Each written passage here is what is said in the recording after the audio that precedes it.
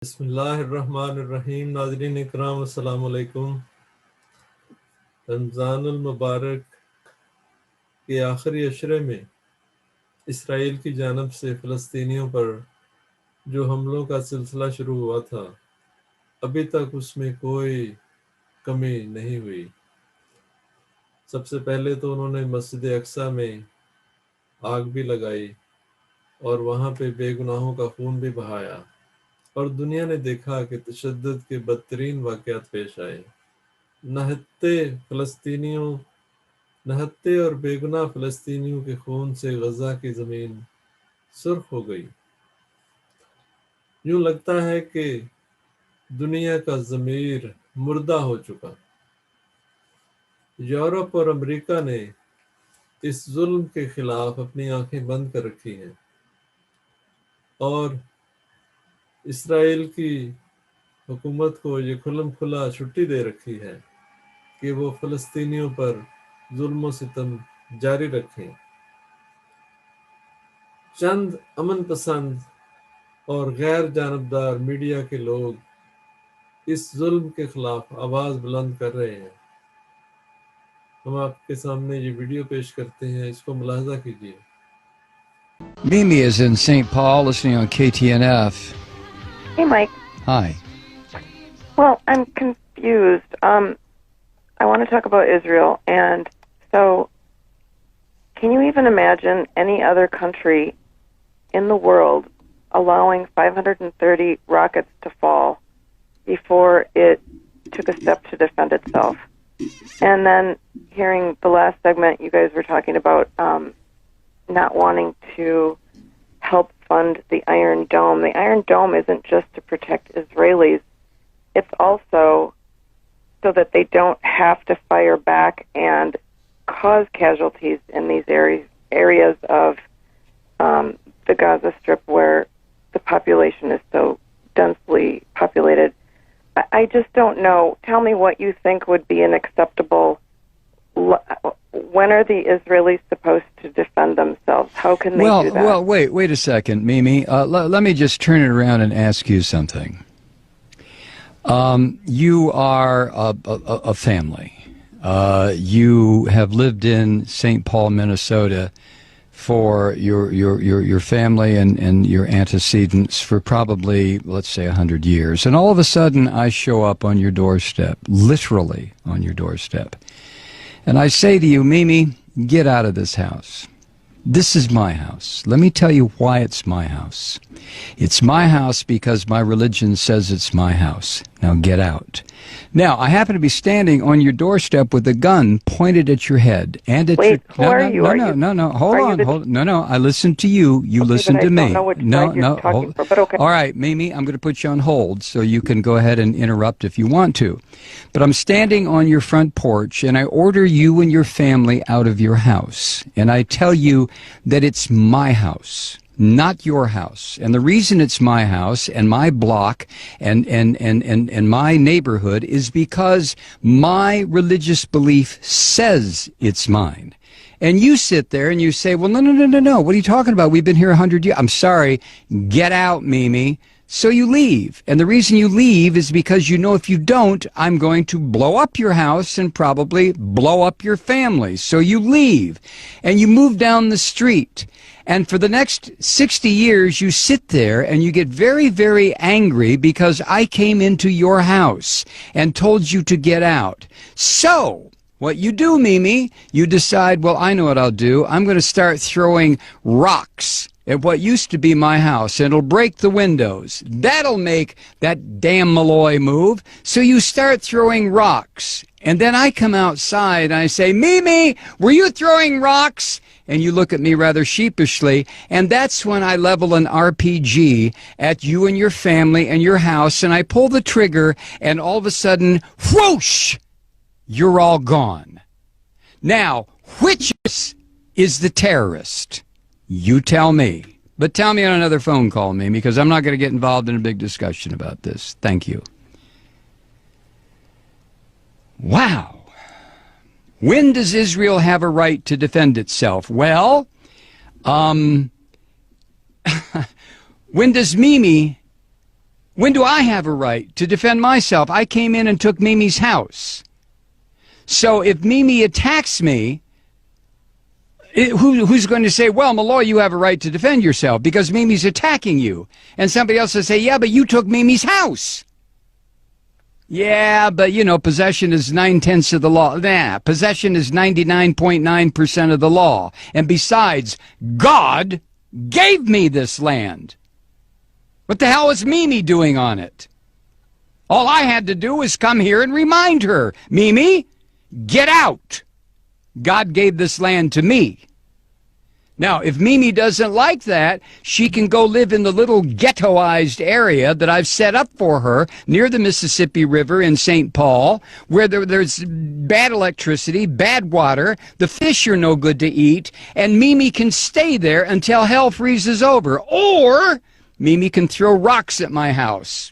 Used to be her house. In which case, I will level a couple of grenades at her. So the question, Mimi, is not, when do I have a right to defend myself? I stole your house. I stole your neighborhood. I stole your friend's house. I stole the corner grocery store. I took it all. When do I have a right to defend myself? You have to be kidding. You have to be kidding.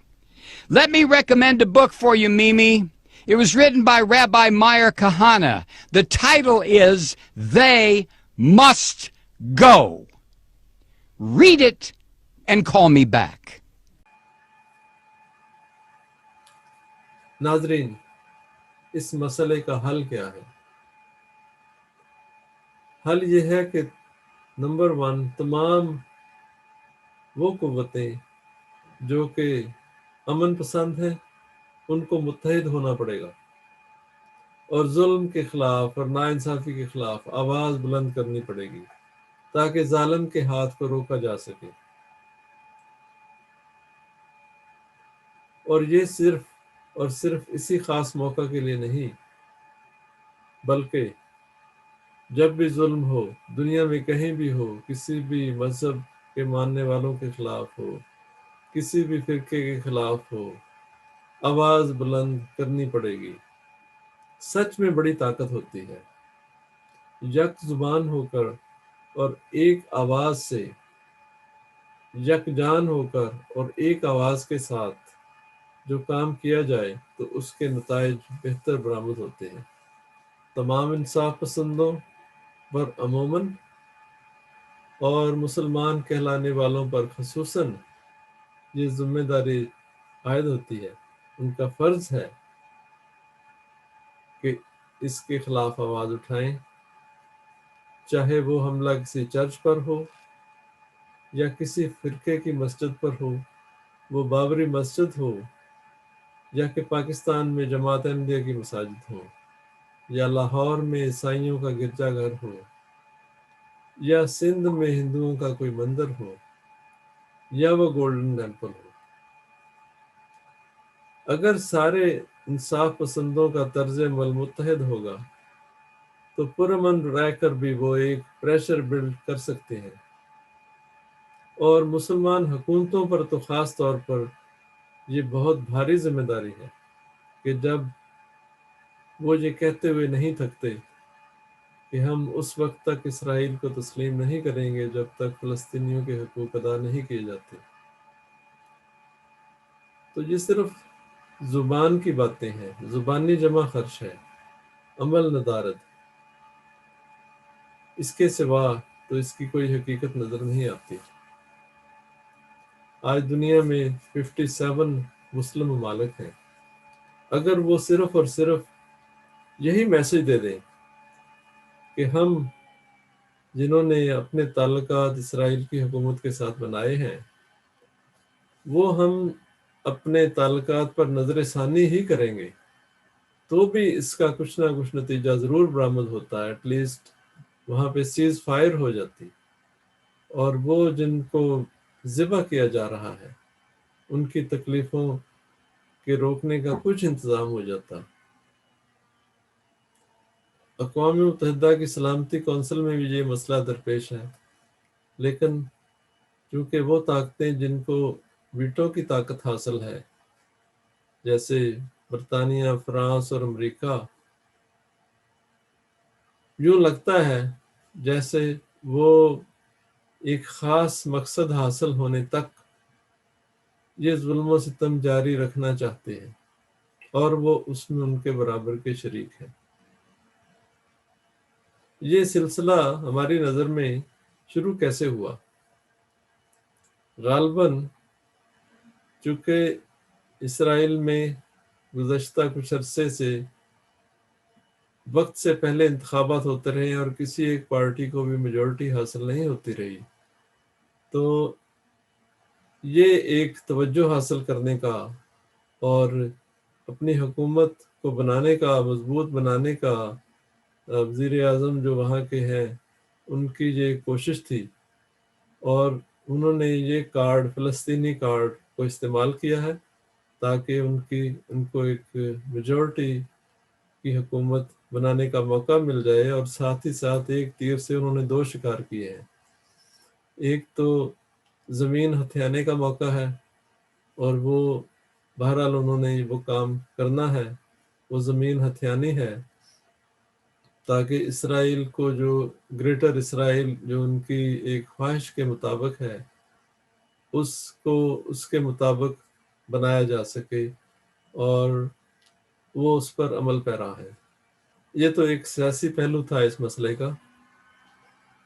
ایک مستقل جو حل اس مسئلے کا جو کہ قرآن کریم نے پیش کیا وہ یہ ہے کہ قرآن کریم میں اللہ تعالیٰ ارشاد فرماتا ہے کہ میرے صالح بندے ہی ارض مقدس کے وارث ہوں گے۔